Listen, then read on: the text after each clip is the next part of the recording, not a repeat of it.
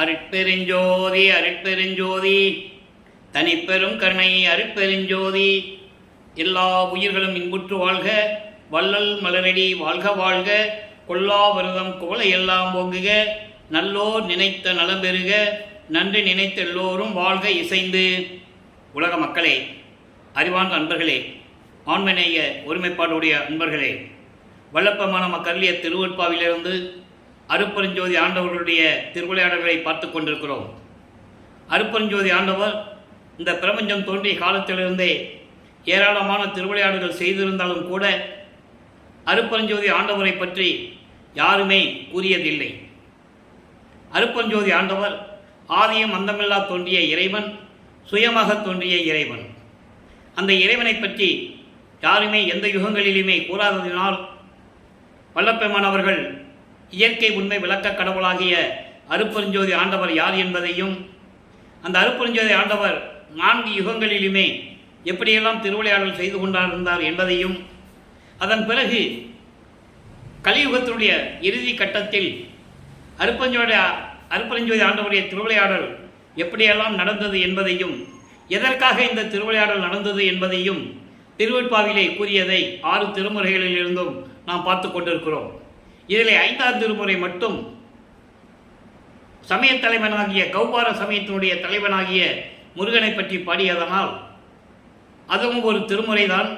இருந்தாலும் அது திருவிளையாடலுக்கு ஏற்ற திருமுறை அல்ல என்பதனால் 1ஆம் திருமுறையிலிருந்து 4 திருமுறைகளிலும் 6வது திருமுறையிலும் இறைவனுடைய திருவிளையாடல் எப்படியெல்லாம் நடந்தது என்பதை ஒவ்வொரு திருமுறையினுடைய பதிகத்திலிருந்தும் ஒவ்வொரு திருமுறையில் இருக்கின்ற பாடல்களிலிருந்தும் இறைவனுடைய திருவிளையாடல் எப்படியெல்லாம் நடந்தது என்பதை பார்த்து கொண்டிருக்கிறோம்.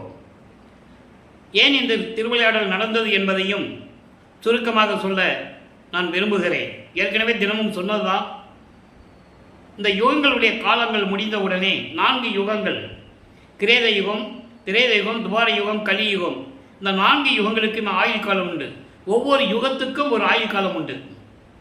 கிரேத யுகத்திற்கு 17,28,000 வருடங்கள், திரேத யுகத்திற்கு 12,96,000 வருடங்கள், துவார யுகத்திற்கு 8,64,000 வருடங்கள், கலியுகத்திற்கு வேதாந்தமும் சித்தாந்தமும் கூறுகின்றன 4,32,000 வருடங்கள் என்று. ஆனால் வல்லப்பமானவர்கள் கலியுகத்திற்கு 5,000 வருடங்கள் தான் என்பதை, இந்த பிரபஞ்சத்தில் மறைக்கப்பட்ட உண்மையை தெளிவாக நமக்கு அருளியிருக்கிறார்கள் என்பதை இங்கே நான் பதிவு செய்ய கடமைப்பட்டிருக்கிறேன். ஆக இந்த 4 யுகங்களுக்குமே ஆயுள் காலம் உண்டு. அப்போ அந்த ஆயுள் முடிந்தவுடனே, கிரேத யுகத்தினுடைய ஆயுள் காலம் முடிந்தவுடனே திரேத யுகம் பிறக்கணும். அப்போ அதுக்கு முன்னால் இந்த யுகம் அழிஞ்சு போகும். அந்த யுகத்தில் தோன்றிய சமயங்கள், மார்க்கங்கள்லாம் அழிஞ்சிடும். அதன் பிறகு அந்த மார்க்கங்களும் அழிஞ்சிடும்.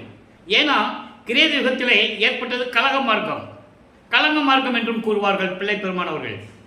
அப்போ அந்த யுகத்தோடு அது முடிஞ்சு போச்சு. திரேத யுகத்தில் திராவக மார்க்கம், அந்த திராவக மார்க்கம் முடிஞ்சு போச்சு. அந்த யுகம் முடிஞ்சவுடனே அது முடிஞ்சு போச்சு, அழிஞ்சு போச்சு. அதன் பிறகு துவார யுகம், துவார யுகத்தில் நவநீத மார்க்கம். துவார யுகம் முழுவதுமாகவே கிருஷ்ணனுடைய திருமாலுடைய அவதாரங்கள் நடந்தது. அதான் நவநீத மார்க்கம் என்று பெயர் அதற்கு. அதை துவார யுகம் முடிந்த உடனே, கிருஷ்ணன் மாண்ட உடனே, கிருஷ்ணன் இறந்த உடனே அந்த யுகம் அதோட முடிஞ்சு விட்டது. அப்போ அந்த மார்க்கமும் முடிஞ்சிருச்சு. அப்புறம் கலியுகம், கலியுகத்தில் பஸ்ம மார்க்கம். கலியுகம் முடியும் போதும் அந்த மார்க்கம் முடிஞ்சிருச்சு. அப்போ உலக மக்களுக்கு தேவையான ஒரு யுகம் வேணும். இப்போ நம்ம ஒளி யுகத்தில் இருந்து கொண்டிருக்கிறோம். சதுர யுகம் என்று கூறுவார்கள் வல்லப்பெருமானவர்கள், சக்தி யுகம் என்று கூட கூறுவார்கள், ஒளி யுகம் என்று கூறுவார்கள். அப்போ இந்த யுகத்திலே, எல்லா யுகங்கள் முடிந்த பிறகு இந்த ஒளி யுகத்திலே வாழ்கின்ற மக்களுக்கு ஒரு மார்க்கம் வேண்டும்.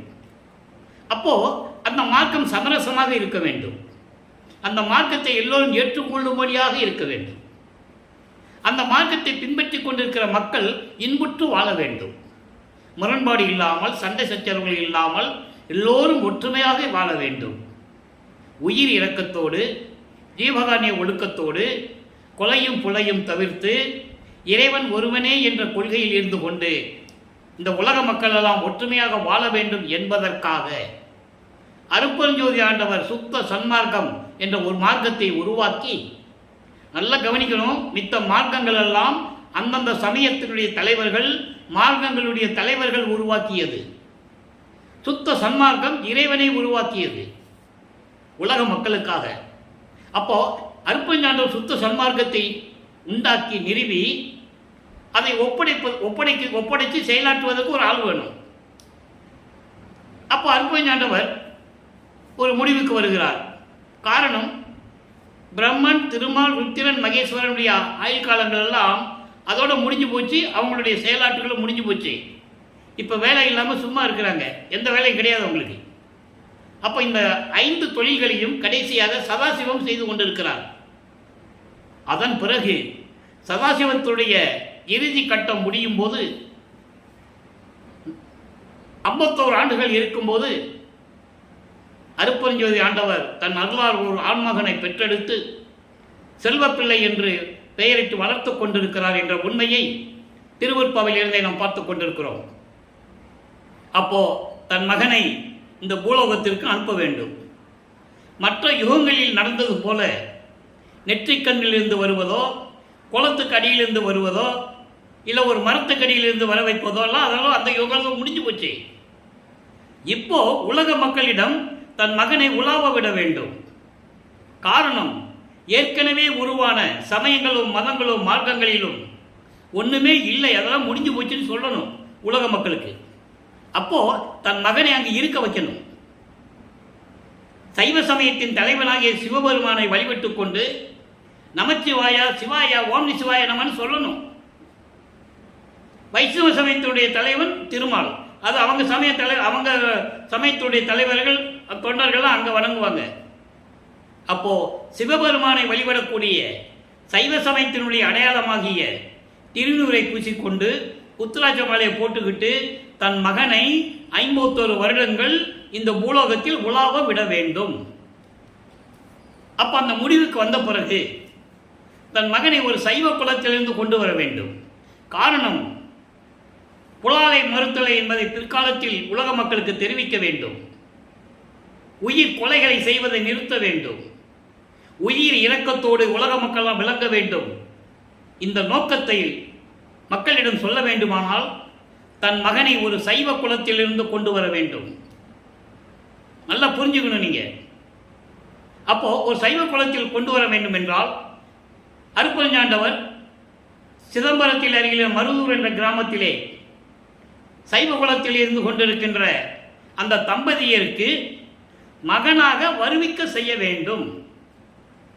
மகனாக எப்படி வருவிக்க செய்ய வேண்டும்? உலகியலுக்காக அவங்களுக்கு இவர் மகன்.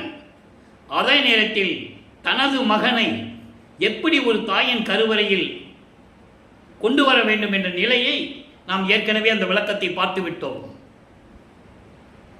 ராமையா பிள்ளை அவர்களுடைய விந்து பையிலே தன்னுடைய மகனை அணுவாக நிற்க வைத்து அது வெளிப்படுற காலத்தில் உபசாரத்தால் பெற்ற தாய் என்பால் ஒருத்தியின் கருவறையிலே வந்து தங்குற வரைக்கும் என்னை எப்படி காப்பாற்றினார் என்பதை வல்லற்பமானவர்கள் தெளிவாக நமக்கு அருளி இருக்கிறார்கள். அங்கே இறைவனுடைய திருவிளையாடல் நடக்கிறது. உஷ்ணத்தினால் துர்நாற்றம் பிடித்த இடத்தில் என்னை ஒரு அணுவாக இருக்க வைத்து என்னை காத்து அருளினீர் என்று கூறுவார். யாரும் மறுக்க முடியாது, அவ்வளவு உண்மைகள் இருக்கின்றன. அதன் பிறகு உபசாரத்தால் பெற்ற தந்தை என்பான் ஒருவனுடைய சுக்கில பையிலிருந்து நான் வெளிப்பட்டு உபசாரத்தால் பெற்ற தாய் என்பால் ஒருத்தியின் கருவறையிலே தங்கும் வரை என்னை காத்தருளை நீர் என்று கூறுவார். சரி, இப்போ தாய் கருவறைக்கு வந்தாச்சு. இது தினமும் இந்த நிகழ்ச்சியை சொல்லிதான் ஆக வேண்டும். இறைவனுடைய திருவிளையாடலை சொல்லும்போது அடிப்படையிலிருந்து சொன்னால்தான் மக்களுக்கு புரியும். ஏனென்றால் 202 ஆண்டுகளாக வல்லற்பமான ஒரு வட்டத்துக்குள்ளேயே ஒரு குறிப்பிட்ட எல்லைக்குள்ளேயே நிப்பாட்டிட்டாங்க. பிறந்தார் என்றார்கள், அவதரித்தார் என்றார்கள், தெருத்தரவாக சுற்றினார் என்றார்கள். நல்லா கவனிச்சுக்கணும் நீங்க. துறவி என்றார்கள், பாடலாசிரியர் என்றார்கள், வசனகர்த்தா என்று சொன்னார்கள்.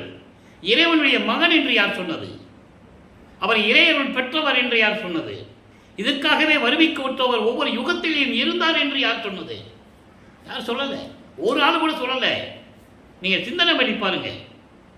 அப்போ இந்த நிலையை உலக மக்களுக்கு தெரியப்படுத்த வேண்டும், இறைவனுடைய திருவிளையாடலை. அதனால்தான் திருவற்பாவை நமக்கு அருளினார்கள் பிள்ளை பெருமானவர்கள் என்பதை நான் பதிவு செய்ய கடமைப்பட்டிருக்கிறேன்.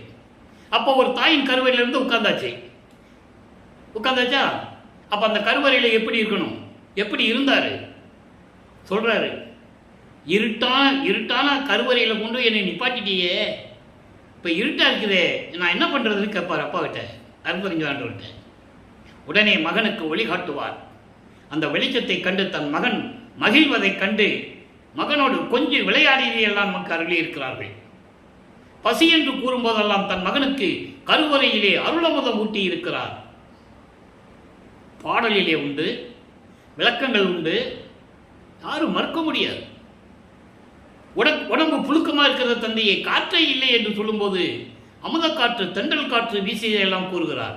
இப்படியெல்லாம் ஒரு தாயின் கருவறையிலே நமது குழந்தை இறைவன் பிள்ளை பெருமானால் இருக்கும்போது அங்கேயே இறைவனுடைய திருவிளையாடல் நடக்குது.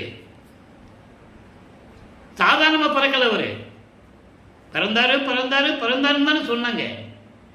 இவ்வளவு திருவிளையாடல் உள்ள நடந்தது யார் சொன்னது? திருவருட்பாவில் இருக்கு, சொல்லலை, சொல்ல மனம் இல்லை. காரணம் சமயங்களையும் மதங்களையும் மார்க்கங்களையும் சார்ந்தவர்கள் தான் அதை மறைத்தார்கள் என்பதை நான் பதிவு செய்ய கடமைப்பட்டிருக்கிறேன். ஆக இந்த நிலையில் இருக்கும்போது நமது பிள்ளை பெருமானவர்கள் அந்த தாயின் கருவறையிலிருந்து வெளியே வருகிறார். அப்போ விண்ணோர்களும் ரிஷிகளும் முனிவர்களும் வாழ்த்துகிறார்கள். எங்களை எல்லாம் ஆளப்போகும் அருட்கடலே என்று சொல்லி வாழ்த்துகிறார்கள், வணங்குகிறார்கள். அதன் பிறகு இவரை சிதம்பரத்துக்கு அழைத்து செல்லுகிறார்கள். ஏதோ ஒரு திருவிழா நடக்குது. அந்த திருவிழாவுக்கு உலகில் என்ன செய்வாங்க, பிள்ளைகளை கூட்டு போவாங்க. அதே மாதிரி நமது குழந்தை இறைவனையும் தூக்கி கொண்டு செல்லுகிறார்கள். அங்கே எல்லாரும் நடராஜனை வழிபடுகிறார்கள். திரை தூக்க தரிசித்த போது யாரு உலக மக்கள் எல்லாம் திரை தூக்க தரிசித்த போது எந்தனக்கே மெய்வகை வேல் காட்டாதே எந்தனக்கே வெளியாய் காட்டிய மெய்வுறவா மெய்ப்பொருளே என்று கூறுவார். அவருக்கு மட்டும், எனக்கு மட்டும், இறைவனுடைய மகனாகிய எனக்கு மட்டும் சிதம்பர ரகசியத்தை காட்டினார். எப்படி? வெட்ட வெளியாக, உருவம் இல்லாது, பட்டாடை அணிந்து, அணிகலன்களை அணிந்து, இந்த உருவமே இல்லாமல் வெளியாய் காட்டிய மெய்வுறவாம் அண்டர்லைன், உண்மையான தந்தை, மெய்வுறவாம் மெய்ப்பொருளே என்று கூறுவார். ஸோ இந்த நிலைகளெல்லாம் மாறிய பிறகு இதெல்லாம் சிறு குழந்தையிலே திருவிளையாடல் நடக்குது. அதன் பிறகு தன் மகனுக்கு பெயர் வைக்க வேண்டும் என்பதற்காக பின்னலூர் அருகிலே, அதாவது மருதூர் அருகிலுக்கு பின்னலூர் என்ற ஒரு கிராமம் இருக்கு. அங்கதான் அவருக்கு ராமலிங்கேஸ்வரர் கோயில் இருக்கு. அதான் ராமையா பிள்ளைவெளி அவர்களுடைய குலதெய்வம். அதனால் அவருக்கு ராமலிங்கம் என்று பெயரிட்டார்கள். ஆனால் உலகிலே என்ன சொன்னார்கள்? செவியில் வந்த செய்திகளெல்லாம் நீங்கள் கேட்டிருப்பீர்கள். சிதம்பரத்திலே தீட்சகர் சொன்னாராம், இது தெய்வ குழந்தை மாதிரி இருக்கிறது, சிரிப்பு இப்படி சிரிக்குது, அதனால் ராமலிங்கன்னு பேர் வைங்க அப்படின்லாம் சொன்னதாக சொல்லுவார்கள். அந்த விளக்கத்துக்குள்ளே நம்ம போக வேண்டாம், அதெல்லாம் நிறைய பேசணும். அப்புறம் அது வேண்டாம். அவருக்கு பெயர் வைத்தது பின்னலூரிலே ராமலிங்கேஸ்வரர் என்ற கோயிலிலே ராமலிங்கம் என்று பெயர் வைத்து மொட்டை எடுத்து காது குத்தி கடுக்கான் போட்டாங்க. இதெல்லாம் தினமும் சொல்லிட்டு தான் இருக்கு. ஆனால் திருவிளையாட சொல்லும்போது அது சொல்லி தானே ஆகணும். அப்போ அந்த கடுக்கான கழுத்துறது யார்? சுத்த சன்மார்க்கம் வரும்போது சமயங்களுடைய மதங்களுடைய மார்க்கங்களுடைய தடைகளே இருக்கக்கூடாதுங்க. நீ கர்ப்பத்தில் ஒரு தாயின் கருவையில் என்ன கொண்டு வைக்கும்போது நீ காது குத்தி கடுக்கான் போட்டா, என்ன வச்ச போட்டான், கடுக்கான் போட்டாங்க, எனக்கு தெரியாது, நீ தான் கழட்டணும். அந்த நிகழ்ச்சி தான் அருட்பெருஞ்சாண்டவர் திருடன் இடத்திலே சென்று கடுக்கானை கழட்டியது. நல்லா புரிஞ்சுக்கணும். நீங்கள் நிறைய விளக்கங்கள்லாம் உண்டு, நம்ம பார்த்துக்கிட்டு இருக்கோம். இப்போது இந்த நிலைகள்லாம் மாறிய பிறகு ராமையா பிள்ளை அவர்கள் இறந்த உடனே அவர் யாருன்னா உலகியலுக்கு நமது பிள்ளை பெருமான் அவர்களுக்கு தந்தை. அது மாற்று கருத்து கிடையாது. ஆனால் வல்லப்பெருமான் கூறுவார், அது அவருடைய கடமை. அவர்கள் கடமை என்னை அந்த அம்மா என் வயிற்றில் வச்சு கொடுக்கக்கூடியது அந்த அம்மாவுடைய கடமை என்று சொல்லுவார். அதெல்லாம் சொல்லுவார், உபசாரத்தால் பெற்ற தாய் என்பால் ஒருத்தி அப்படின்னு சொல்லுவார். அப்படின்னா என்ன? இறைவனால் நிர்ணயிக்கப்பட்டது என்ற பொருள். நல்லா புரிஞ்சுக்கணும் நீங்கள். அப்போ அந்த நிலைகள்லாம் மாறும்போது அவர் இறந்த உடனே அந்த அம்மா, அந்த புண்ணியவதி சின்னம்மையார் அவர்கள் குழந்தைகள்லாம் கூட்டுக்கிட்டு, இந்த குழந்தை சாதாரண குழந்தைன்னு நினச்சிட்டு இருக்காங்க. அதை புரிஞ்சுக்கணும் நீங்கள். இறைவன் என்று அவளுக்கு தெரியாது. நம்ம வயிற்றில் இறைவனை வச்சுருந்தோம் அப்படின்னு அந்த அம்மாவுக்கு தெரியாது. அப்போது அந்த நிலைகள்லாம் இருக்கும்போது 1823ஆம் ஆண்டு அருட்பெருஞ்சாண்டவருடைய திருவிளையாடல் இந்த கலியுகத்தினுடைய கடைசி திருவிளையாடல். இனிமேல் திருவிளையாடலே கிடையாது. நல்லா புரிஞ்சுக்கணும் நீங்கள். இனி எல்லாமே வல்லப்பெருமானுடைய செயலாட்சி தான், அருளாட்சி தான் இப்போ நடந்துக்கிட்டு இருக்கு. அப்பனும் மகனும் சேர்ந்து அருளாட்சி செஞ்சுட்டு இருக்காங்க. அந்த விளக்கத்தை இன்னைக்கு நம்ம பார்க்க போகிறோம். அப்போ இந்த நிலையில் இருக்கும்போது இந்த 1823ஆம் ஆண்டு தொடங்கிய திருவிளையாடல் 30/1/1874 இரவு 12 மணி வரைக்கும் நடக்குது. அப்போ அந்த 51 ஆண்டுகளை 8 ஆண்டுகளாக பிரிக்கிறார் அருட்பெருஞ்சோதி ஆண்டவர். தன் மகனுக்கு அருளை கொடுக்க வேண்டும். 8 ஆண்டுகளில் மகனை பக்குவப்படுத்துகிறார். நல்லா புரிஞ்சுக்கணும் நீங்க. அப்போ கடைசி 3 வருஷம் இருக்குல்ல, 51 48 போச்சுன்னா 3 வருஷம் இருக்கு. அதுதான் மேட்டுக்குப்பத்தில் நடந்தது. அதை நம்ம பின்னால் பார்க்க போகிறோம். இப்போ ஒவ்வொரு 8 ஆண்டுகளிலும் எப்படியெல்லாம் திருவிளையாடல் நடந்தது என்பதை இதுவரை 251 பதிவுகளில் நாம் போட்டிருக்கிறோம். இப்போ நெருங்கி கொண்டிருக்கிறோம். இன்னும் நிறைய இருக்கு. ஜீவகாரணி ஒழுக்கு இருக்கு, சாகா கல்வி இருக்கு, சுத்த சன்மார்க்க நெறி இருக்கு, பேர் உபதேசம் இருக்கு, ஞானசரியை இருக்கு, இன்னும் நிறையகள் இருக்கு. இப்போ பார்த்த பதிவுகளுடைய ஒரு சுருக்கம் நம்ம சொல்லி ஆகணும். ஒவ்வொரு திருமுறையிலிருந்து எப்படி பார்த்துக்கிட்டு இருக்கணும்னு சொல்லி ஆகணும். இப்போ அதாவது வருவிக்க விட்ட அந்த முதல் ஆண்டிலிருந்து 8 ஆண்டுகள் வரைக்கும் நமது பிள்ளை பெருமான் அவர்களுக்கு அவர் யாருன்னே அவருக்கு தெரியாது. அருட்பெருஞ்சாண்டவர் தன் மகனுக்கிட்ட பெயர் செல்வப்பிள்ளை, சரியா? உலகியலிலே அவருக்கு இட்ட பெயர் ராமலிங்கம். மக்களால் பிற்காலத்தில் அழைக்கப்பட்டவர் திரு அருட்பதாச வள்ளலார். அதனால்தான் பிள்ளை பெருமான் என்று நாம் கூறுவதுண்டு. அப்போ பிள்ளை பெருமான் அவர்கள் 8 ஆண்டுகள் வரைக்கும் அவருக்கே அவர் யாருன்னு தெரியாது. ஆனால் அவர் மனம் மட்டும் ஒரு நிலையில் இல்லை. ஏன்னா அங்கே இறைவனுடைய திருவிளையாடல் நடக்குது இல்லை, அப்போ மனசு ஒரு இடத்துல இல்லை அவருக்கு. அருட்பெருஞ்சாண்டவர் தீர்மானிக்கிறார், தனது மகன் யாரையும் குருவாக ஏற்றுக்கொள்ளக்கூடாது. யார் எந்த ஆசிரியரிடம் போய் அவர் கல்வி கற்கக்கூடாது. இது அருட்பெருஞ்சாண்டவருடைய நோக்கம். தன் மகனுக்கு இப்படியெல்லாம் நடக்கக்கூடாது என்ற நோக்கம் அவருக்கு. அதனால்தான் உலகில் இருக்கிறவங்க என்ன பண்ணுவாங்க, பிள்ளைகளை பள்ளிக்கூடத்தில் போய் சேர்ப்பாங்க. அதே போல் இவரையும் சேர்க்குறாங்க. படிக்க முடியல, படிக்க முடியாது அவரால். இறைவனுடைய திருவிளையாடல் நடக்கும்போது எப்படி அங்கே படிக்க முடியும்? அப்போ பிள்ளையை திட்டுவாங்கல்ல, பள்ளிக்கூடத்தில் போய் சேர்த்தா படிக்க மாட்டேன்றான், தெரு தெருவாக சுற்றுறான், இவன் எப்படி உருப்பட போகிறானோ கவலைப்படுவாங்கல்ல. அந்த ஏளன பேச்சுகளையும் அவமானங்களையும் தாங்கிக் கொண்டு நமது பிள்ளை பெருமான் அவர்கள் 8 வயது அதாவது 8 ஆண்டுகள் வரைக்கும், வருவிக்க விட்ட 8 ஆண்டுகள் வரைக்கும் அந்த நிலையில் இருந்து கொண்டிருக்கிறார். அப்போ முதல் 8 ஆண்டு வரும் ஒன்றுமே இல்லை, வீணா போச்சு. அதுக்கப்புறம் 2வது எட்டில் அடியெடுத்து வைக்கிறார். அப்போ 9வது ஆண்டிலிருந்து 16 ஆண்டுகளுக்குள் என்ன நடந்தது என்பதை பார்த்து கொண்டிருக்கிறோம். 9வது ஆண்டில் தன் மகன் முன் தோன்றி, மகனே, நீ என்னால் வருவிக்க உற்றவன். காரியங்கள் எல்லாம் பின் நாட்களில் நடக்கும். முன்பருவம் பின்பருவம் காட்டி உனக்கு அருள் செய்வேன்.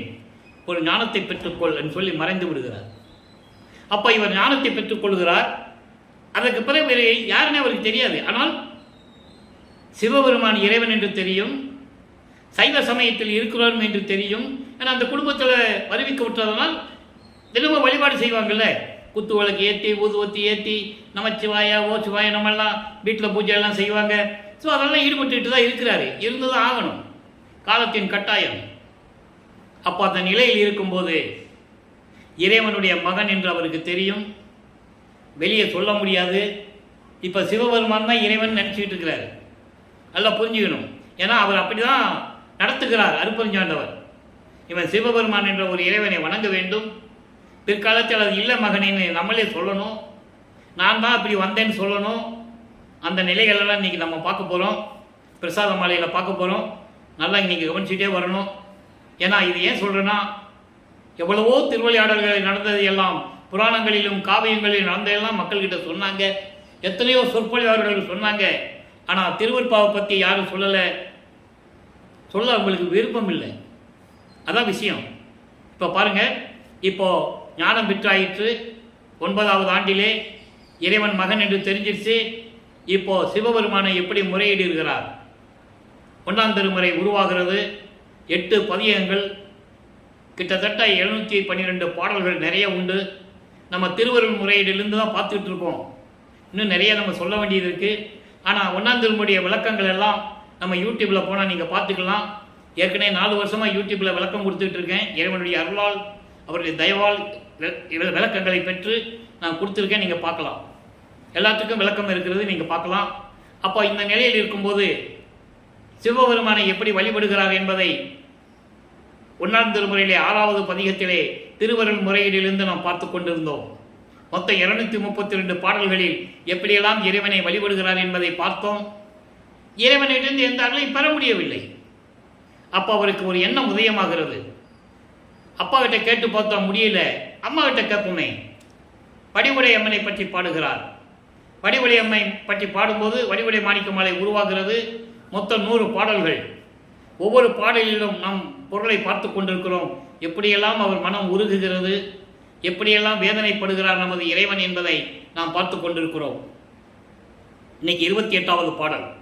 நல்லா கவனிங்க. ஒவ்வொரு திருமுறையிலும் ஒவ்வொரு பதிகத்திலிருந்து நாம் விளக்கம் பார்த்துக்கிட்டு இருக்கோம். இப்போ வல்லப்பமானவர்கள் 2வது எட்டில் இருந்து கொண்டிருக்கிறார். 9வது ஆண்டிலிருந்து 16 ஆண்டுகளுக்குள் என்ன நடந்தது அதை தான் நம்ம பார்க்குறோம். மீ தளத்தோர்கள் உள் யார் வணங்காதவர், மேவும் நடு பூதளத்தோர். 3 உலகங்களை சொல்லுகிறார். மீ தளத்தோர் விண்ணுலகம், பூதளத்தோர் பூலோகம், அடித்தளத்தோர் பாதாளத்தோர்னு சொல்லுவார். பாதாளத்தில் இருக்கின்றவர்கள் 3 விதமாக கூறுவார். அதை பார்க்குறோம். மீ தளத்தோர்கள் உள் யார் வணங்காதவர், மேவும் நடுபூதளத்தோர் உள் புகழாதவர், போற்றி நிதம் பாதளத்தோர்கள் உள் யார் பணியாதவர் பற்றி நின்றார். வடிவடைமலை பற்றி சொல்றார். அப்பா கிட்ட கேட்டு பார்த்தா ஒன்றும் கொடுக்க முடியல, வாங்க முடியல, கொடுக்க மனசு இல்லை அவருக்கு.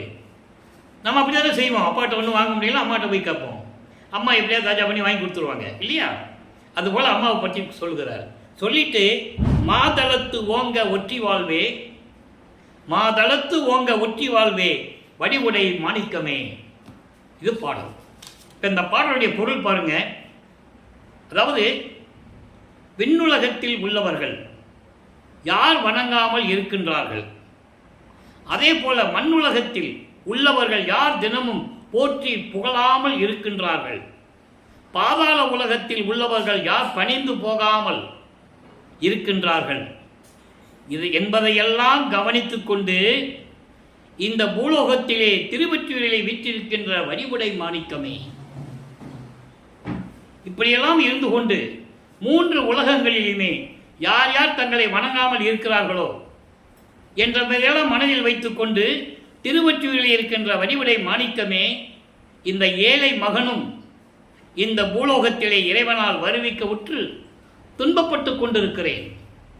மற்றவர்களை பற்றி சிந்தித்துக் கொண்டிருக்கிறீர்கள், 3 உலகங்களை பற்றி சிந்தித்துக் கொண்டிருக்கிறீர்கள்.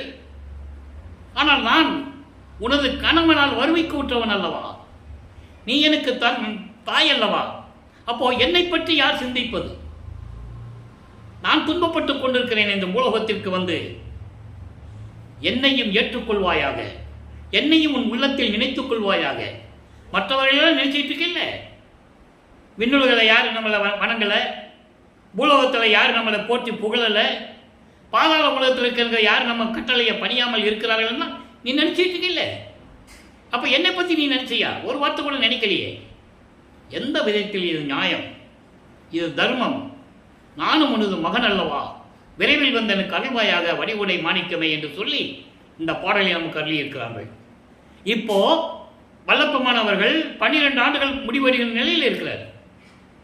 இந்த 9வது ஆண்டிலிருந்து ஞானத்தை பெற்ற பிறகு 12 ஆண்டுகளுக்குள் இந்த நிலையில் இருக்கிறார். இப்போ 13வது ஆண்டில் ஞானத்தை பெற்ற பிறகு முதலாக ஏழுகணர் பகுதியிலிருந்து திருவொற்றியூருக்கு அவர் செல்ல வேண்டும். அவர் மனம் போக சொல்லுகிறது.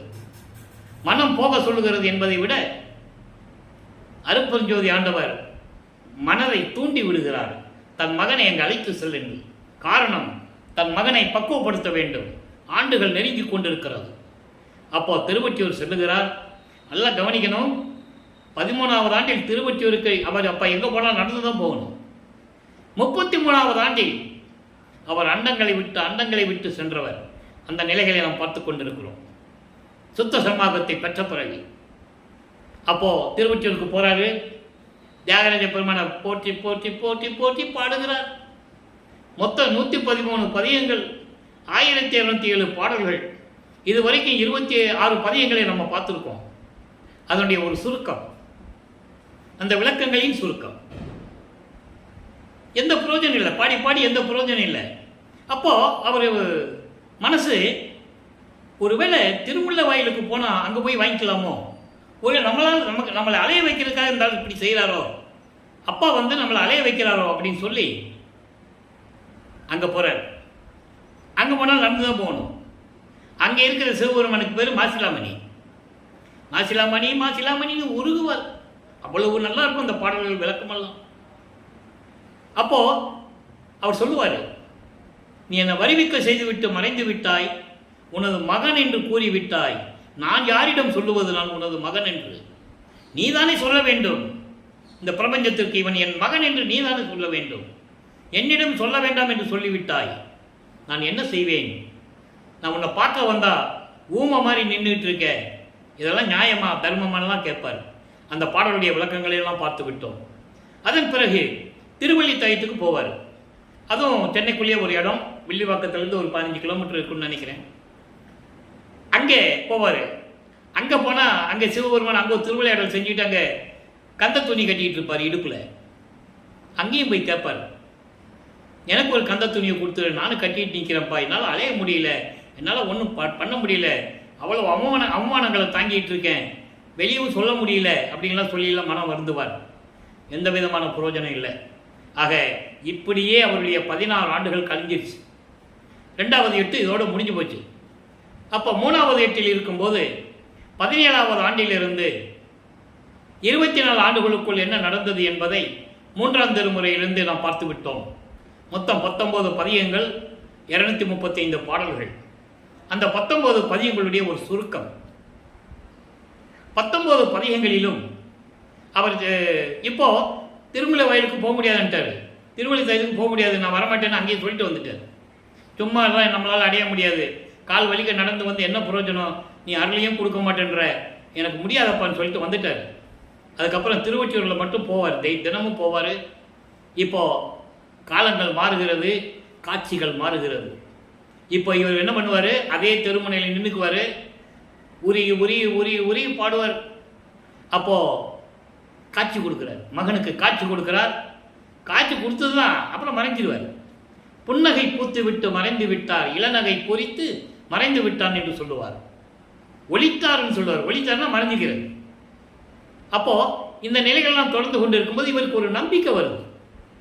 எப்படி இறைவனர்களை பெற்றுவிடலாம், காட்சி கொடுத்துட்டாங்கள, எப்படி பெற்றுவிடலாம் சொல்லிட்டு தினமும் திருவொற்றியூருக்கு வர வேண்டியது. காலையில் வீட்டில் எழுந்திரிச்சு போயிட வேண்டியது. பகல் ஃபுல்லாக திருவொற்றியூர் தான், பகல் முழுவதும். ராத்திரி எல்லாம் தூங்கின பிறகு வர்றது, சில நேரங்கள் வர்றது, சில நேரங்கள் அங்கேயே திண்ணையிலே ஏதாவது ஒரு திண்ணை, வீட்டு திண்ணையில் போய் படுத்துக்கிறது. அப்போ வீட்டில் இருக்கிறவங்க சொல்லுவாங்கல்ல, இந்த ராமலிங்கம் என்ன இப்படியே பண்ணிக்கிட்டு இருக்கிறான், பொறுப்பே இல்லாமல் ஊர் சுற்றிக்கிட்டு இருக்கிறான், சிவபெருமான் சுற்றிக்கிட்டு இருக்கிறான், என்ன தான் பண்ண போகிறான்னு தெரியல, அவனுக்கு ஒரு கால் கட்டு போடணும்னு முடிவு பண்ணுவாங்க. அப்போ இந்த 19 பதியங்கள் என்ன நடந்ததுன்னா, இப்போ நிலைகள் மாறுது.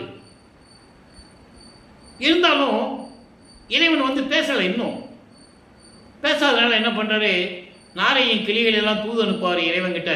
அந்த பாடலெல்லாம் பார்த்துட்டோம். நாரையும் கிளியும் நாட்டரும் தூதுன்ற பதியத்தெல்லாம் நம்ம பார்த்துட்டோம். அதன் பிறகு ஜோதிடம் பார்க்குறது, ஒரு குறைச்சி பின்னோட்டு போய் குறி கேட்கறது, உலகியலில் எப்படி நடக்கணுமோ அப்படியே நடந்துகிட்டு இருக்கிறார். அதன் பிறகு எப்படி சிவபெருமான் தன்னை பார்த்து திருவழியாக ஓடினார், இவர் பின்னாலேயே எப்படி ஓடினார் என்றெல்லாம் நம்ம பார்த்தோம். இங்கேருந்து தெருமுனையிலிருந்து பார்க்கும்போது இப்போ அவர் காட்சி கொடுத்து அப்படியே நடந்து வரார், மகனை பார்த்து நடந்து வரார். இவருக்கு ஒரே சந்தோஷம், பாட்டில் சொல்கிறார். அப்படியே மன மகிழ்ச்சியோட பூரிப்போட என்னை மறந்து நான் இருந்தேன்னு சொல்லுவார். அந்த பாடல் எப்படி இருக்குன்னா, தன்னை தலைவியாகவும் இறைவனை தலைவனாகவும், தன்னை காதலியாகவும் இறைவனை காதலனாகவும் வர்ணனை செய்து ஒரு தோழியிடம் சொல்லுவது போல அந்த பதிகம் நமக்கு கொடுத்துருப்பார். அருமையாக இருக்கும். நிறைய பதிகங்கள் அப்படி உண்டு. ஏன்னா அப்படிதான், அப்படி சொன்னாதான் ஒரு பெண் காதலை சொல்ல வேண்டும். ஒரு காதலை ஒரு பெண் சொல்லணும்னா ஒரு காதலும் காதலியும் இருக்க வேண்டும். புரியுதா உங்களுக்கு? அந்த நிலையில் தான் அந்த பாடலாம் இருக்கும். அப்போது இவர் அப்படியே வருவார், சிரிச்சுக்கிட்டே வருவார். இவர் பார்ப்பார், பக்கத்தில் கன்னத்தை கிள்ளி பேச மாட்டார். புன்னகை, அதாவது புன்சிரிப்பு பார்த்துட்டு அப்படியே அவர் மதிமயங்கி இருப்பார். கண்ணை மூடி இந்த உலகத்தையே மறந்து இருக்கும்போது அப்படியே திரும்பி யூட்டர்ன் எடுத்து தெருவழியாக ஓடுறது யார்? சிவபெருமான்.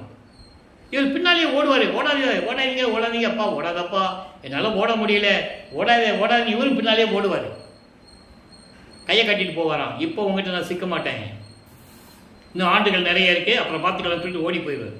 யார்? சிவபெருமான். இதை சொல்லணும், ஏன் சொல்லலை? 202 வருஷம் ஆச்சு. வல்லற்பமானவர்கள் இறைவனாகி 154 வருஷம் முடிய போகுது இல்லையா?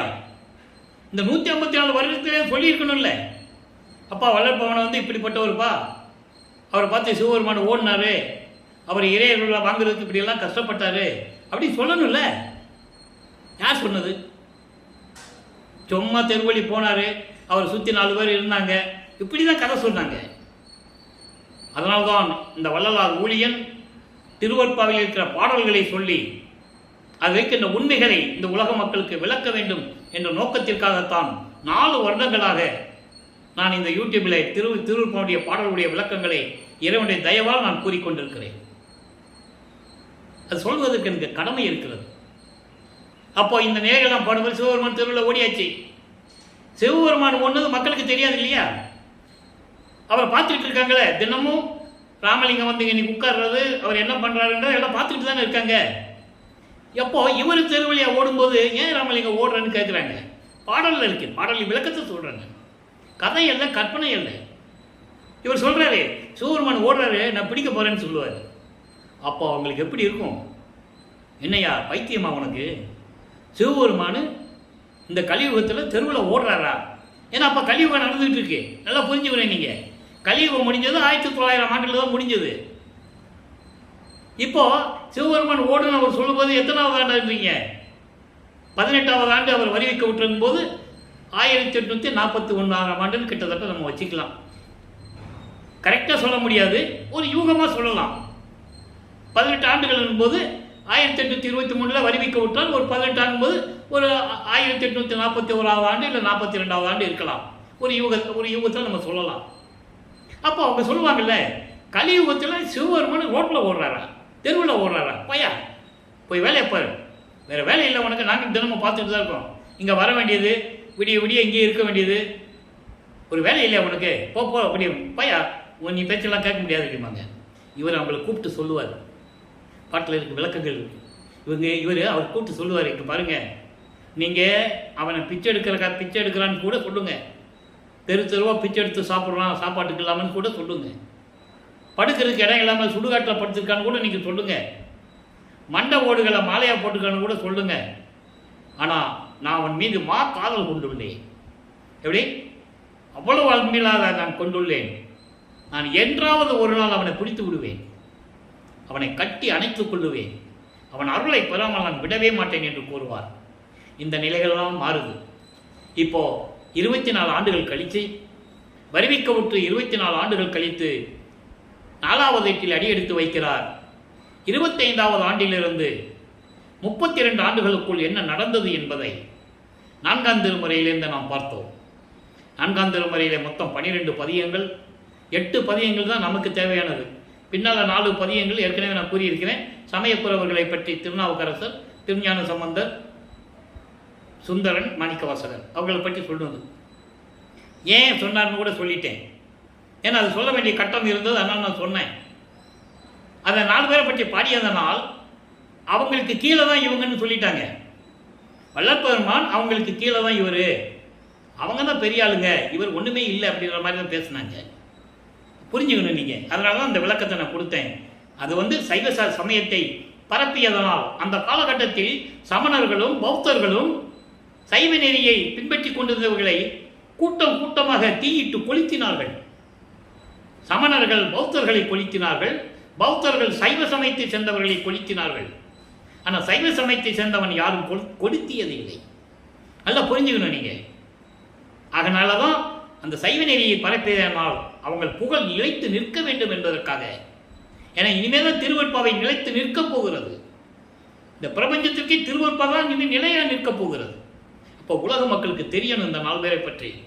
அதுக்காகத்தான் பாடினார் என்பதை இங்கே நீங்கள் புரிந்து கொள்ள வேண்டும். அப்போ அந்த நிலை பார்க்கும்போது மீதி இருக்கின்ற 8 பதிகத்திலே 197 பாடல்கள் இருந்தது.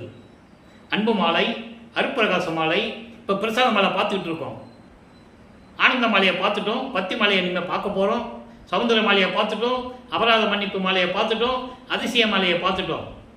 இப்போ என்ன பண்ணுறாரு வல்லப்பமானவர்கள்? 27 ஆண்டுகள் ஆகிவிட்டது. குடும்பத்தில் கல்யாணம் பண்ணணுன்றாங்க. இவர் வேண்டான்னு சொல்கிறாரு. சும்மா. ஏன்னா அந்த பெண்ணுக்கு தனக்குடியமுக்கு தாலி கட்டி ஆகணும், அந்த அம்மாவுக்கு விமோசனம் கொடுக்கணும். இது ஏற்கனவே நிர்ணயிக்கப்பட்டது, விண்ணுலகத்திலே நிர்ணயிக்கப்பட்டது. அந்த பாடலாம் நம்ம விளக்கத்தை பார்த்துட்டோம். யாரும் மறுக்க முடியாது, அவ்வளவு விளக்கங்கள் திருவெட்பாவில் இருக்கு. அப்போ இவர் சும்மாவாது சொல்லணும், எனக்கு வேண்டாம், எனக்கு விருப்பம் இல்லைன்னு சொல்லணும். அவங்க ஒரு சாமியாருக்கு கூட்டு போகணும். அந்த சாமியார் யார் தெரியுமா? அருட்பெருஞ்சாண்டவர். அப்போ சொன்னாலும் இவர் தாலி கட்டணும்.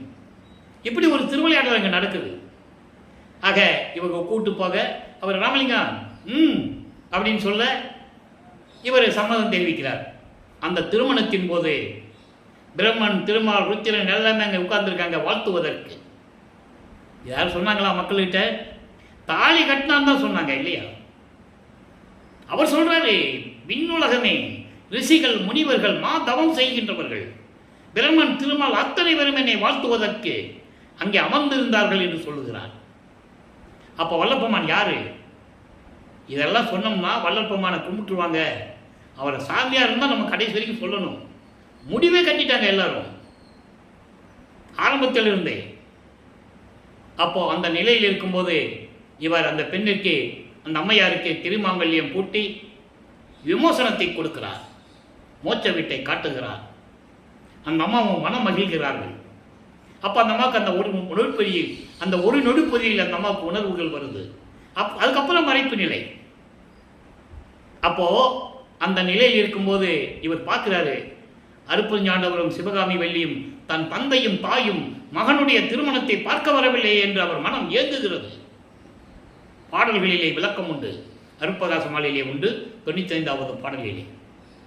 அப்போ அந்த நிலையில் இருக்கும்போது தன் மகன் எவ்வளவு துன்பப்பட்டிருப்பான், மனம் வருந்தி இருப்பான் என்று சொல்லி 2 குதிரை மாட்டின தேர்வில் அருட்பெருஞ்சாண்டவரும் சிவகாமி வள்ளி வந்து மணமக்களை வாழ்த்துகிறார்கள் என்பதை பாடலுடைய விளக்கங்களிலே நாம் பார்த்து விட்டோம். சரி, இப்போ இந்த நிலைகள்லாம் மாறுது. இப்போ 32 ஆண்டுக்குள்ள என்ன நடந்ததுன்னு பார்த்துட்டு இருக்கோம் இல்லையா? இப்போ நிலைகள் எல்லாம் மாறிடுச்சு. இனிமேல் எங்கேயும் போகக்கூடாது, திருவொற்றியூருக்கு போகக்கூடாது, திருவெள்ளித்தாயம் அது ஏற்கனவே முடிவு பண்ணிட்டார், அங்கே போக மாட்டேன்னு. இப்போ இருக்கிற இடத்துல கதவு பூட்டி தாப்பா போட்டார் சென்னையிலே. நான் இனிமேல் இந்த கதவு திறந்து நான் எங்கேயும் போக மாட்டேன், நீ வா. இப்போ அவருக்கு தெரிஞ்சிருச்சு சுத்த சன்மார்க்கம் இருக்குது, அருட்பெருஞ்சாண்டவர் தான் இறைவன், அவன் வந்து சொல்லி உண்மையை சொல்லி நமக்கு அருளை கொடுக்கட்டும் அப்படின்னு சொல்லி கதவை பூட்டிட்டேன்.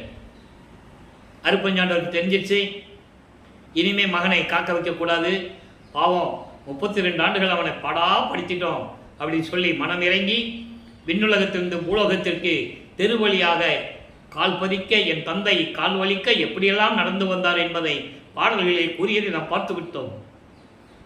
அந்த பாடல்களை எல்லாம் கேட்கும்போது மனம் உருகும், அப்படியே கண்ணில் இருந்து போல தண்ணி வரும், ஆனந்த கண்ணீர். அவ்வளோ அருமையாக இருக்கும் அந்த பாடல்கள். மகனை கதவை திறந்து ஒரு காலை உள்ள வச்சு ஒரு காலை வெளியே வச்சு வா மகனை என்று கூப்பிடுவார். அந்த விளக்கத்தில் நான் சொல்லிட்டேன், உள்ளே போச்சுன்னா இவன் பூட்டிடுவான், நம்ம வெளியே போக முடியாது. இவர் அதான் பிளான்ல இருக்காரு. கதவை திறந்து உள்ளே வந்துட்டாருன்னா நம்மளை எத்தனை பாடுபடுத்தினா, பேசாமல் செய்யாமல் 32 ஆண்டுகள் வரைக்கும் முடிவோடு தான் இருந்தார். வந்த பூட்டிடணும்னு தான் நினச்சார். அது அவருக்கு தெரியும்ல, இவன் போனால் பூட்டிடுவான்னு. ஏன்னா ஏற்கனவே தெருவழியாக ஓடினாள், சிக்கக்கூடாதுன்னு. நல்லா புரிஞ்சுக்கணும் நீங்கள். அப்போ சிக்கியிருந்தா என்ன ஆயிருக்கும் நினச்சி பாருங்களேன். அதனால தான் அவர் ஓடினது, இவங்ககிட்ட சிக்கக்கூடாதுன்னு. அப்போ இந்த நிலையில் இருக்கும்போது எல்லா அருளையும் கொடுக்குறார்.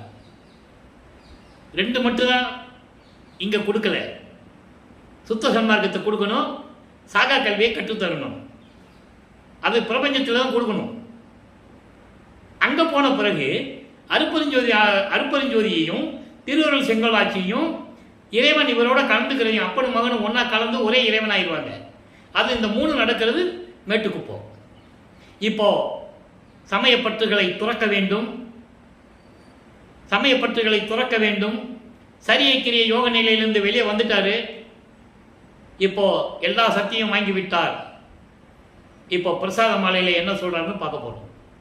பிரசாத மாலையில் சொல்ற பிறகுதான் இவர் 33வது ஆண்டிலிருந்து 40 ஆண்டுகளுக்குள் என்ன நடந்தது என்பதை எல்லாம் நம்ம பார்த்துட்டோம். பிரசாத மாலையில் நிலுவையில் வைத்திருந்தோம். இப்போ அதை நம்ம சொல்ல போகிறோம். பிரசாத மாலையில் தான் எப்படி துண்ணூறு பூச வேண்டாம், இது தேவையில்லைன்னு எதுக்கு சொன்னார்ன்றதை பிரசாத மாலையிலிருந்து நம்ம பார்த்துட்டு இருக்கோம். காரணம், வல்லப்பெருமான் அவர்கள் வருவிக்க விட்டு 202 ஆண்டுகள் முடிந்த நிலையிலும் கூட சுத்த சன்மார்க்கத்தை பற்றி பேசுகின்றவர்கள், வள்ளலாரை பற்றி வல்லப்பெருமானை பற்றி பேசுகின்றவர்கள் எல்லாம் அதெல்லாம் ஒன்றும் இல்லை, யார் வேணால் திருநூறு பூசிக்கலாம், அதெல்லாம் சும்மா எல்லாரும் திருநூறு பூசிக்கலாம், உத்தரச்சவாலை போட்டுக்கலாம், என்ன வேணால் பண்ணிக்கலாம், நம்ம சிவாயை சொல்லலாம், சிவாயை நம்ம சொல்லலாம், அதெல்லாம் ஒன்றும் தப்பு இல்லை. இப்படி தான் சொல்லி கொண்டிருக்கிறார்கள். இது சமயங்களையும் மதங்களையும் மார்க்கங்களையும் சார்ந்தது. சுத்த சன்மார்க்கம் கொள்கை நெறியெல்லாம் வேற. அந்த விளக்கத்தை இன்னைக்கு நம்ம பார்க்க போகிறோம். இப்போ பிரசாத மாலையை முடித்த உடனே அவர் எப்படி பறந்து செல்லுகிறார், எப்படி சுத்த சன்மார்க்கத்தை வாங்க செல்கிறார் என்பதில் ஒரு சின்ன விளக்கம். ஏற்கனவே அது சொல்லியாச்சு. 40 ஆண்டுகளுக்குள்ள நடந்ததை ஏற்கனவே நம்ம பதிவில் போட்டாச்சு. இந்த பிரசாத மாலைக்காக நம்ம அந்த விளக்கத்தை சொல்ல வேண்டியது இருக்கிறது. எல்லாம் கவனிங்க. பிரசாத மாலை இன்னைக்கு 3வது பாடல். ஏற்கனவே 2 பாடலை பார்த்துட்டோம். உனக்கு இனிமேல் திருநீருக்கு தேவையில்லை மகனே, உனக்கு பிரணவ தேகம் சுத்த தேகம் கொடுத்தாச்சுன்னு சொல்லியாச்சு. இப்போ 3வது பாடல் ஞான தேகம் எப்படி கொடுக்குறாரு நல்லா புரிஞ்சுக்கணும். இந்த நிலை வரைக்கும் அவர் சிவபெருமான் காட்சியில தான் இருப்பார். நல்லா புரிஞ்சுக்கணும். தன் மகனுக்கு அந்த காட்சியிலே தான் இருப்பார். அருப்பெருஞ்சோதி காட்சி எப்போ தருவார்னு இப்போ சொல்லுவார் பாருங்க. எல்லாம் கவனிச்சுட்டே வாங்க. அழகு நிறைந்து இலக ஒரு திருமேனி தரித்து அடியேன் முன் எழுந்தருளி அருள் நகை கொண்டு, புன்னகை செய்கிறாராம் மகனை பார்த்து, அருள் நகை கொண்டு அடியார் கலக நடு என்னை இருத்தி அவர்களுக்கெல்லாம் திருநீர் கழித்தளித்து என்னளவில் கருணை முகம் மலர்ந்து. நல்லா கவனிக்கும் நண்பர்களே, நான் பல தடவை எத்தனையோ தடவை கூறியிருக்கிறேன். பாடல்களை சொல்லி விளக்கம் சொல்லுவது என்பது திருவருட்பாவின் உண்மைகளை உலக மக்களிடம் கொண்டு சேர்க்க வேண்டும் என்ற ஒரு உன்னதமான நோக்கத்தோடு தான் இந்த பணியில் இந்த அடியேன், இந்த ஊழியன் ஈடுபட்டு கொண்டிருக்கிறேன் என்பதை பெரும் மகிழ்ச்சியோடு நான் தெரிவித்துக் கொள்ள கடமைப்பட்டிருக்கிறேன். முகம் மலர்ந்து குலகையில் செஞ்சுடற் பூவை பொக்கணத்தில் இருந்து எடுத்து கொடுத்து அருளி நின்றனை நின் குறிப்பு அறியேன் குருவே. அப்போ அவர் எந்த ரூபத்தில் இருந்தார்னு சொல்றார் பாருங்க. இவர்கிட்ட பேசும்போது ஏற்கனவே சிவபெருமான் தெருவில் ஓடினவர் தானே இவரை பார்த்து. அப்போ அந்த காட்சியை கொடுத்துட்டு உனக்கு திருநீர்னு சொல்ல உடனே வேற காட்சி கொடுப்பாரு. இப்போ பாருங்க, மலக்கலற்றின் உரிவிலங்க, இது சொன்னதெல்லாம் மலக்கலற்றின் உரிவிலங்க என்ற தேகத்தில் இருந்து கொண்டு. அதுக்கடுத்து இதெல்லாம் வேண்டாம் சொன்ன உடனே விஸ்வரூபம் எடுக்கிறார். மணிப்பொதுவில் சோதிமய வடிவோடு ஜோதிமய வடிவோடு இன்ப நடம் வயந்து வாய்ந்து இயற்றும் பதியே. இது பாடல். இந்த பாடலுடைய விளக்கம் பாருங்க. அதாவது அழகு நிறைந்து விளங்கக்கூடிய ஒரு திருமேனியோடு அருள்மேனி, அருள் தேகம், ஞான தேகம். இதுக்கு முன்னால் முதல்ல பார்த்தது பிரவண தேகம் 1வது பாடல்ல, 2வது பாடல்ல சுத்த தேகம். இப்ப ஞான தேகத்தை காட்டுகிறார் தன் மகனுக்கு. இதான் ஞான தேகம் என்று காட்டி எழுந்தருளி அருள் நகை கொண்டு அருள் பார்வையோடு புன்னகை செய்து, மகன் முன்னால் புன்னகை செய்து இவரை கொண்டு போய் சிவனடியார் நடுவில் நிறுத்துறாங்க. நல்லா கவனிக்கணும். இவருக்கு மட்டும்தான் காட்சி கொடுக்குறாரு. அங்கெல்லாம் சிவனடியார் உட்கார்ந்துருக்காங்க. நல்லா புரிஞ்சுக்கணும். அவங்களுக்கெல்லாம் இவர் சிவனடியார்னு தான் தெரியும். ஏதோ ஒரு சாமியார் வந்திருக்கிறாரு. அடியார்கள் என்ன நினைச்சிருக்காங்க, ஏதோ ஒரு சாமியார் வந்திருக்கிறாரு, நமக்கு திருநீர் கொடுக்குறாரு அப்படின்னு அவங்க நினைச்சிட்டு இருக்காங்க.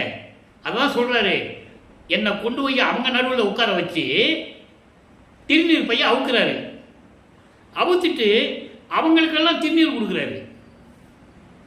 சமயங்களையும் மதங்களையும் மார்க்கங்களையும் சார்ந்தவர்களுக்கு திருநீர் கொடுக்குறாரு. தன் மகனுக்கு சுத்த சன்மார்க்கத்தை கொடுக்கணும். அப்ப இது தேவையில்லைன்னு சொல்லணும்.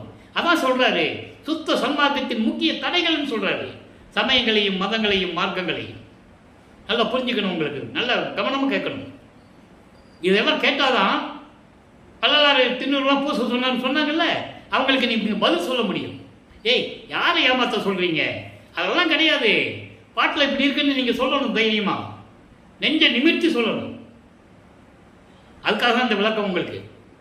இப்போ பாருங்க, அவங்களை நிற்க வச்சு அவங்க நடுவில் இவர் உட்கார வைக்கிறார். மகனை உட்கார வச்சு அவங்களுக்கெல்லாம் திருநீர் கொடுத்துட்டு இருக்கிறாரு. இவர் அப்படியே பார்க்குறாரு. நம்ம பிள்ளை பெருமான் பார்த்துட்டே இருக்கிறாரு.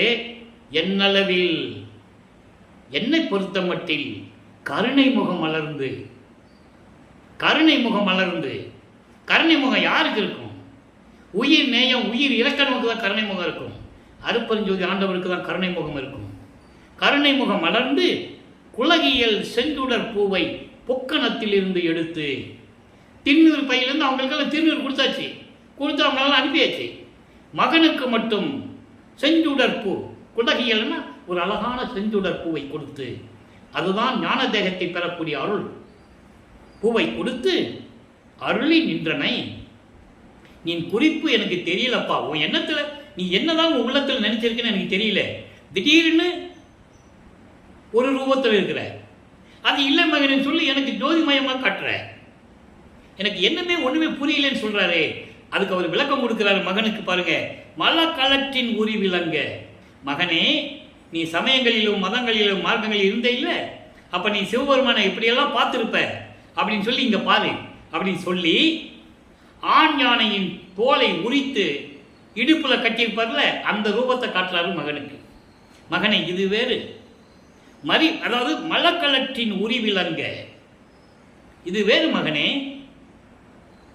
அப்படின்னு சொல்லிட்டு இவர் அதுக்கப்புறம் சொல்றாரு பாருங்க, மணிப்பொதுவில் ஜோதிமய வடிவோடு இன்ப நடம் வாய்ந்து இயற்றும் பதியே.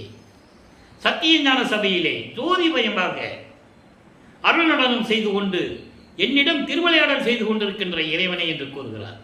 ஆக சமயங்களையும் மதங்களையும் மார்க்கங்களையும் சார்ந்திருந்த போது நமது பிள்ளை பெருமாளுடைய நிலை வேறு. அதான் சொல்றாரு அவரு. அது அவங்களுடைய சுதந்திரம் சொல்றாரு. சுத்த சன்மார்க்கத்துக்கென்று நெறிகள் இருக்கிறது, அதை பின்பற்ற வேண்டும். இப்போ இந்த நிலைகள் எல்லாம் மாறின பிறகு சுத்த சன்மார்க்கத்தை பெறுவதற்காக தன்னுடைய 33வது ஆண்டில், வருவிக்க விட்ட 33வது ஆண்டில் தத்துவங்களை கடந்து, அண்டங்களை கடந்து, அந்தங்களை கடந்து சுத்த சன்மார்க்கத்தை வாங்குவதற்கு தன் தந்தையிடம் சென்று கொண்டிருக்கிறார். சுத்த சிவஞான விலைக்கு அங்கே மகனை வரவேற்க தந்தை காத்து கொண்டிருக்கிறார். சத்தியஞான சபை நடுவிலே ஒரு சிங்காசனத்தை அமர்த்தி, ஒரு அரியாசனை அதை அமர்த்தி மகனுக்கு மணிமகுடம் சூட்ட வேண்டும், சுத்த சன்மார்க்கத்தை கொடுக்க வேண்டும், சாகா கல்வியை கற்றுக் கொடுக்க வேண்டும். அப்ப இவர் போயிட்டு இருக்கிறாரு. முதல்ல போறாரு. அப்போ அவருக்கு ஒரே ஆச்சரியமா இருக்கு.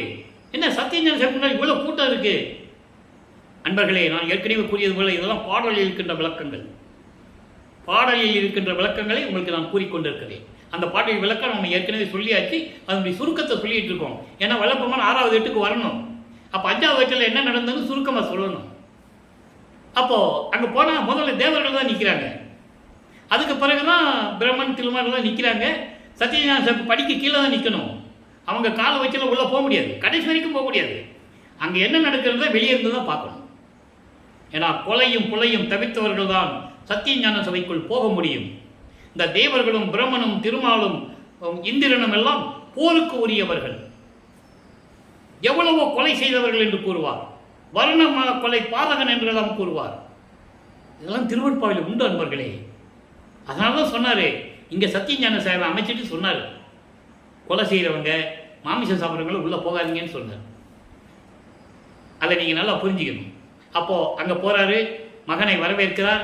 மகனை இந்த ஆடைகளை எல்லாம் கலைந்து விட்டு முக்கோட்டோட தானே போகிறாரு.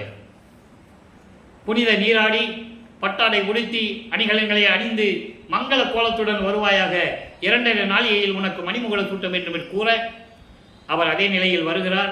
மணிமகுடம் சூட்டி சாகா கல்வியை கற்றுக் கொடுத்து, மகனே சுத்த சன்மார்க்கத்தை பெற்றுக்கொள், இனிமே இது உன்மார்க்கம். அதனால தான் சொல்லுவார் வல்லப்பமான், என் மார்க்கம் என்று சொல்லுவார். தந்தைகிட்ட வாங்கியாச்சுல்ல, அதனால என் மார்க்கம் என்று கூறுகிறார். அவரே சொல்லிட்டார், இனிமேல் இது உன்மார்க்கம், நீ உன் எண்ணப்படி விளையாடுக என்று சொல்லுவார். பல பாடல்களிலே விளக்கம் உண்டு, அதையும் நாம் கூறிவிட்டோம். இப்போ எல்லாம் வாங்கிட்டு நேராக பூலோகத்துக்கு வந்துட்டாரு. வந்து கரும்புலியில் 9 வருஷம் எப்படி இருந்தார் என்ற விளக்கத்தை பார்த்துட்டோம். இப்போ தர்மசாலையிலே 6வது எட்டில் இருந்து கொண்டிருக்கிறார். வல்லப்பமானவர்கள் வரிவிக்க உற்று 41வது ஆண்டிலிருந்து 48 ஆண்டுகளுக்குள் என்ன நடந்தது என்பதை விரிவாக பார்த்து கொண்டிருக்கிறோம். கரும்புலியில் இருந்ததோடு இங்கே தர்மசாலையில் 4 ஆண்டுகள் எப்படி இருந்தார், கிட்டத்தட்ட வல்லப்பமானவர்களுக்கு 44வது ஆண்டிலிருந்து 47 ஆண்டுகளுக்குள் இல்லைன்னா 48 ஆண்டுகளுக்குள் என்ன நடந்தது என்பதை நாம் பார்த்து கொண்டிருக்கிறோம்.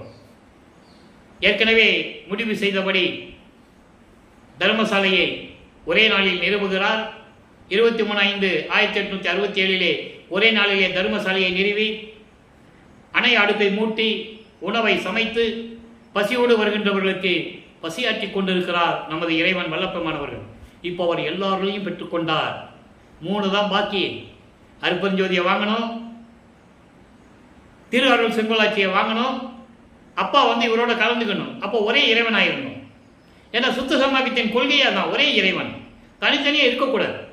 அதனால் அருப்பஞ்சாண்டவர் பிரிந்த சக்தியோடு 51 ஆண்டுகள் தன் பிரிந்த சக்தியோடு மீண்டும் இணைந்து கொள்ளுகிறார். இதுதான் கான்செப்ட். அப்போ இந்த நிலையில் அதை நம்ம பின்னால் பார்க்க போகிறோம். இப்போ நீதிமன்றத்திலே எப்படி வழக்கை பெற்றுக்கொண்டார் என்பதை பார்த்து விட்டோம். உத்தரஞான சிதம்பரம் மாலை எப்படி நடந்தது என்பதை பார்த்து விட்டோம். இப்போ நடராஜபதி மாலையை பார்த்து கொண்டிருக்கிறோம். காரணம், நடராஜபதி மாலையிலே தான் இறைவன் எப்படிப்பட்டவன், எப்படிப்பட்ட இறைவன் தனக்கு தந்தையானார் என்பதையும் இறைவனிடமிருந்து எப்படியெல்லாம் அருளை பெற்றுக் கொண்டார் என்பதையும் பாடல்களிலே நாம் பார்க்க போகிறோம். நேரம் நெருங்கி கொண்டிருக்கிறதை கவனமாக கேளுங்க.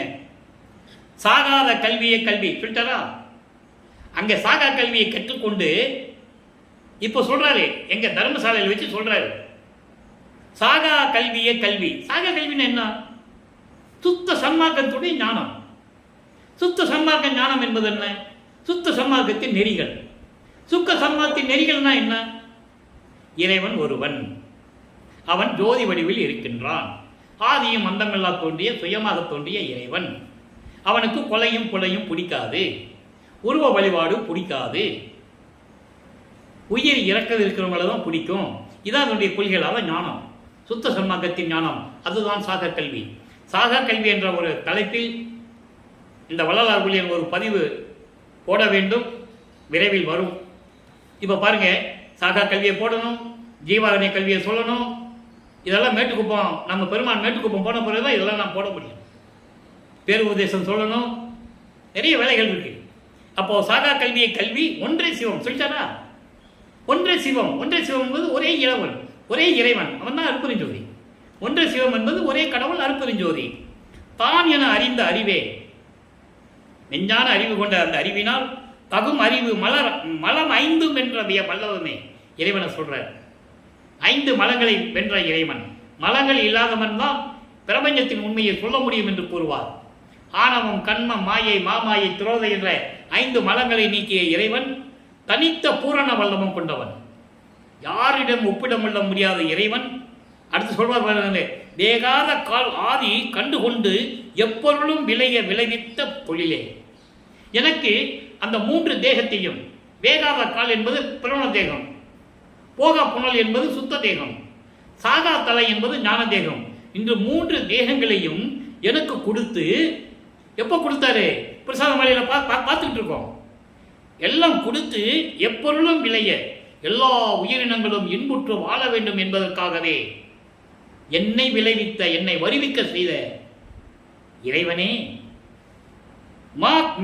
அதாவது நெய் தொழில் தாகும் இந்நான்கினையும் ஒருங்கே வியந்து அடைந்து உலகமெல்லாம் காதல் உரை எல்லாம் வல்ல சித்தாகி நிறைவான வரமே. 5 தொழில்களையும் செய்து கொண்டு என்னையும் இந்த உலகத்துக்கு வருவிக்க செய்து எல்லா வல்லமையும் அருளையும் பெற்றுக்கொண்ட இறைவனே, அருட்பெருஞ்சோதியே. அடுத்து சொல்றார் பாருங்க, இன்பமா மண்ணும் இது நீ பெற்ற சுத்த சன்மார்க்கத்தின் மரபு என்று உரைத்த குருவே.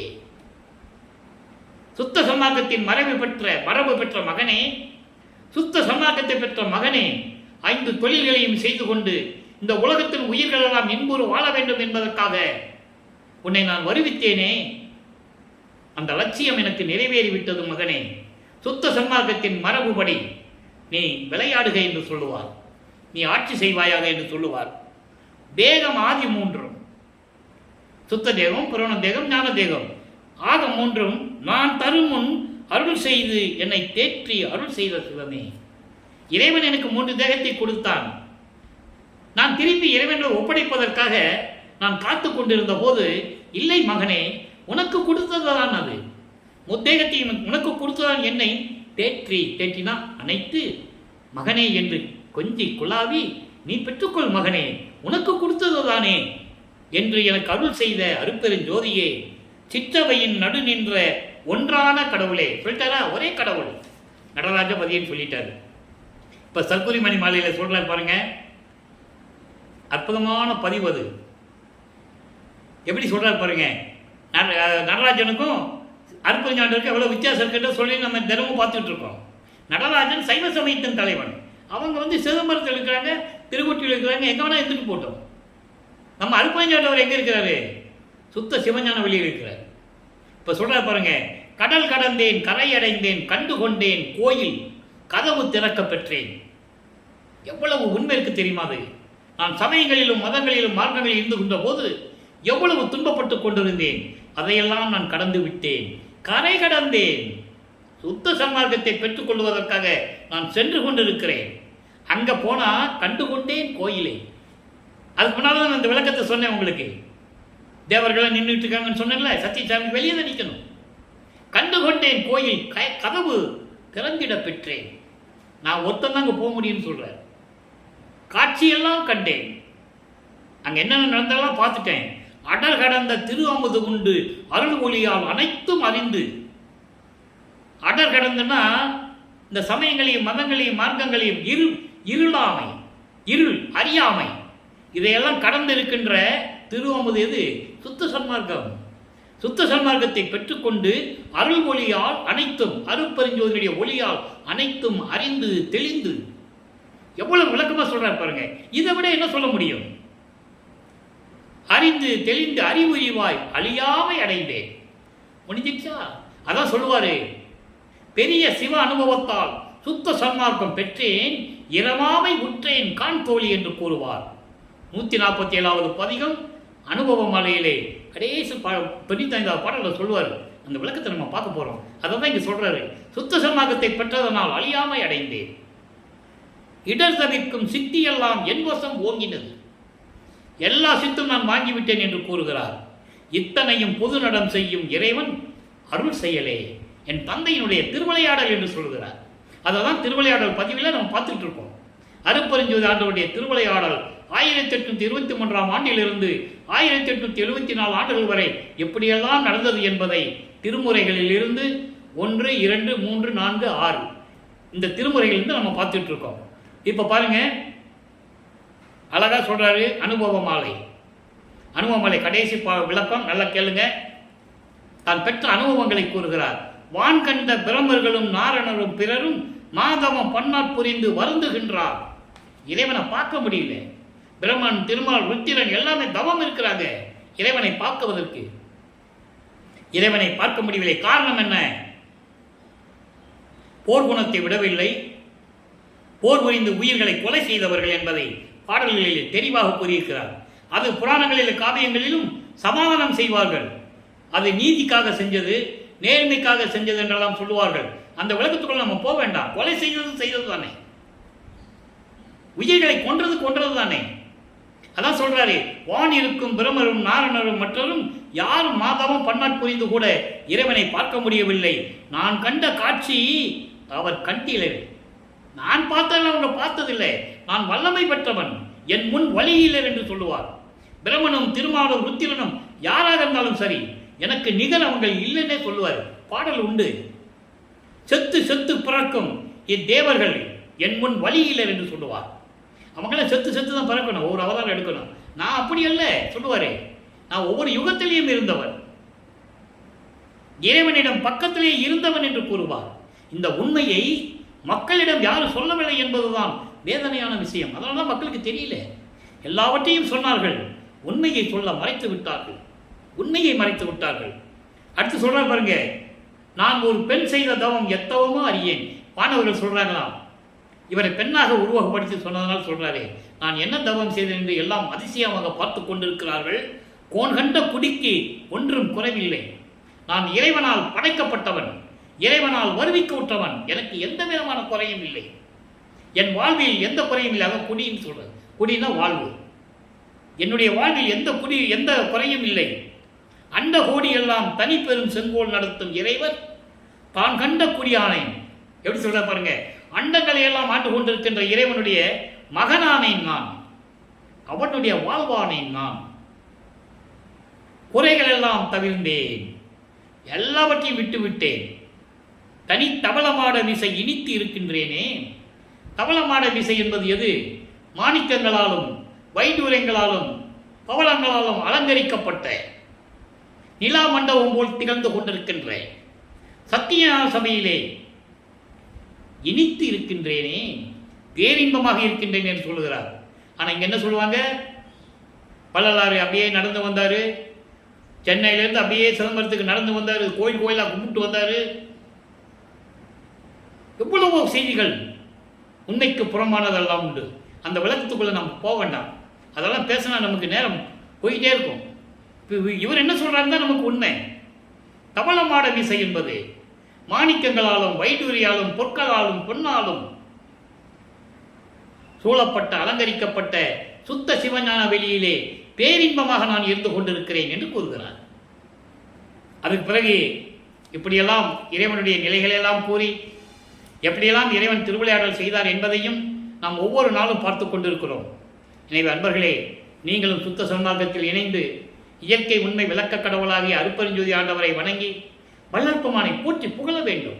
அவன் இறைவனுடைய மகன், ஒவ்வொரு யுகத்திலேயும் இருந்தவர், கருணை உள்ளம் கொண்டவர், கருணையும் தயவும் கொண்ட இறைவன், உயிரிடம் நேசம் கொண்ட இறைவன். அந்த இறைவனுடைய போற்றி வணங்கி இறைவனுடைய அருள்களெல்லாம் பெற்றுக்கொண்டு செல்வங்களை பெற்றுக்கொண்டு இந்த வையகத்திலே நீங்கள் வாழ்வாங்கு வாழ வேண்டும், நோயற்ற வாழ்வில் வாழ வேண்டும் என்று வாழ்த்து விடைபெறுகிறேன். இந்த வள்ளலார் ஊழியன். மீண்டும் நாளை சந்திப்போம். நன்றி, வணக்கம். அருட்பெருஞ்சோதி அருட்பெருஞ்சோதி தனிப்பெரும் கருணை அருட்பெருஞ்சோதி. நாளையும் இறைவனுடைய திருவிளையாடல் தொடரும். கண்டு மகிழ்ந்து இறைவனுடைய அருளை பெற்றுக்கொள்ளுங்கள்.